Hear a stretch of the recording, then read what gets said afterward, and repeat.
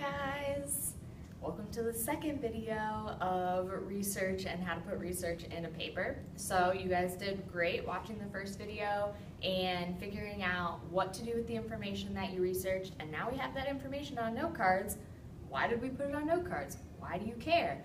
Why would you need that? So I'm going to show you why, okay? So you have to take all that information and you have to put it into a research paper, and you can't just copy and paste information because that would be plagiarism, yes. Okay, so you can't do that. So we have to find a way to organize the information and put it in so that it flows and you're also not lifting other people's words or ideas. So the first thing that you should do when you're doing any research paper is you need to come up with some kind of organization. What needs to be contained in it? So I already did this for you. You can see on the board.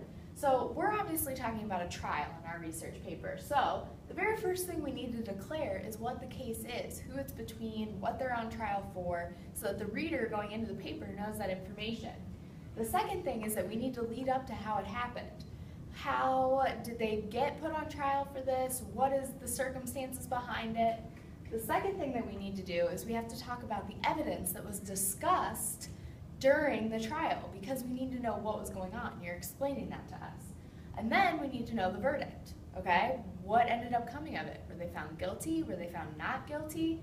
And then this paper, I told you that you needed to add in at the end an opinion, whether you agree with the verdict or not, okay? So that obviously won't necessarily come from your research, but you need to add this information into the paper. So this is the organization of the paper, and this is how it flows. The reason for doing note cards is because then you have a visual of how you can put this information into the paper. So what you need to do is you need to sort out your note cards, put them out in front of you so that you have all 20 of them, and you probably won't use all 20 of those pieces of information in your paper. But you want to sort them out so you have all 20 of them, and so that you can go through them to kind of pick and place where they need to go in the paper. Okay, so the very first thing for what is the case? Who's it between? What are they on trial for? So you need to find your note cards that show the information of who's the case between, what is the charge, and why they're put on trial. So the very first note card I have is my who it's between note card. So it's between Casey Anthony and the state of Florida, okay? And she is on trial for murdering her daughter. Okay, so then how did it happen? What went on? So I have a note card that says when as the heading, so I know that this is giving me the information of when did this all happen. And this note card says that Kaylee went missing June 28th, and then Anthony reported it a month later. So this would lead up to the trial and why she was placed on the trial. The next note card I have is for the charges, okay? So this is telling us what is the case. So she was indicted with murder once they found Kaylee's remains, okay? So that comes after the kind of the when and goes into the case of the trial. Okay, then I have a note card that says that the trial was a month and a half long. Now, this doesn't necessarily fit the information up here, so I might not end up using it. So what I would do is I would put it off to the side so that you can go back to it, you know it's there if you need it, but you might not have to use it. Okay, so now I need to look for note cards about evidence discussed. Okay, I have one evidence note card that says that there was DNA found in the trunk of Casey Anthony's car, so that might be important to note. I have another note card that says that Anthony's abusive childhood was discussed as evidence, so that might be something important to note. It doesn't mean we have to use it, but I'm going to put it up here just in case. Okay, then I have a note card that says charge, so this is what she was actually charged with, so this is our verdict. So she was charged with 4 counts of misdemeanor for lying to the police, but not guilty of murder. So this goes here with our verdict. And then look at the rest of my cards. Oh, I have a card that says verdict on it, and this one has a direct quote on it, which if you noted on the board, you are going to have one direct quote in your paper. So this card should absolutely be put into my paper because it has the direct quote on it.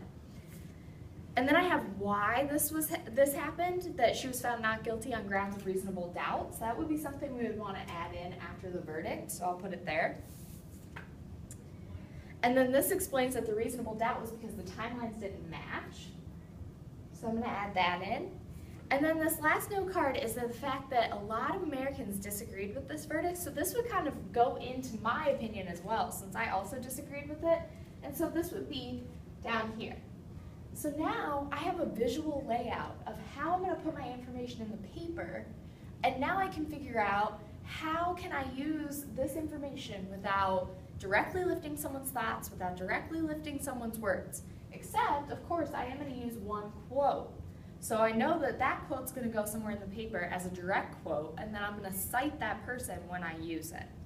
Okay, so right now, as it's looking, is I need to start to write a paper where I first start by saying that it is Casey Anthony versus the state of Florida, and she's on trial for murder, okay, that her daughter went missing June 28th, and that she reported it a month later, and then she was indicted with murder once the remains were found. During the case, her abusive childhood was introduced, and that DNA found in her trunk was introduced. That eventually they found her not guilty on grounds of reasonable doubt, and she got 4 counts of misdemeanor for lying to the police, but she's not guilty of murder. And then I would do my quote for the verdict, okay? And then I have the fact that they dismissed it because the timelines didn't match up, and then that would lead into the fact that many people disagree with this. I disagree with this as well, okay? So on Friday in class, we talked about works cited, and we talked about how to quote a direct quote, or I'm sorry, how to cite a direct quote and how to cite paraphrasing, okay? So the rest of this paper has to be paraphrased. You only have to use one direct quote. So you need to think about how can I take these words and paraphrase that information and then cite it correctly, and then use a direct quote and cite that correctly in my paper. What is one of the most important things that we should start with in our paper? If you said a thesis statement, you are correct. So this paper, like at all the other papers that we've done, has to have a thesis that leads us in. So the thesis should contain information like what the case was, what it was for, and then what the verdict was, because that's what you're going to be talking about in your paper. So you want to think about how you're going to set up your information and what you can write as your thesis, okay? So use your note cards, set them out, figure out which ones you want to use, because I probably won't use this one. I have a lot of information over here, and I have a lot of other note cards that didn't make the board that were like nitpicky evidence and quotes and things, and since I only have to use one quote, I'm going to use this one about the verdict. So you have to go through your information, decide what's most important, and place it in organization. And then I want you to come into class on Monday with your information in the organized way that you're going to put it in the paper. So actually stack your note cards, the ones you're going to use, in order of how they would go on the paper. So if I was doing this, this would be number 1, number 2, number 3, number 4, number 5, number 6, number 7, number 8, number 9, number 10. So I'm only going to use half of the information that I have, but this is going to be enough to set up a paper. And now it's in order, so when I go to write my paper, I can just flip through the note cards and I know which information needs to go next. So do that with your note cards, have them ready on Monday. We'll talk about coming up with a thesis statement on Monday and about how to change the wording so we're paraphrasing and not using someone else's words. I hope you have a great rest of the weekend. Thank you for watching the video. Make sure to bring your note cards on Monday.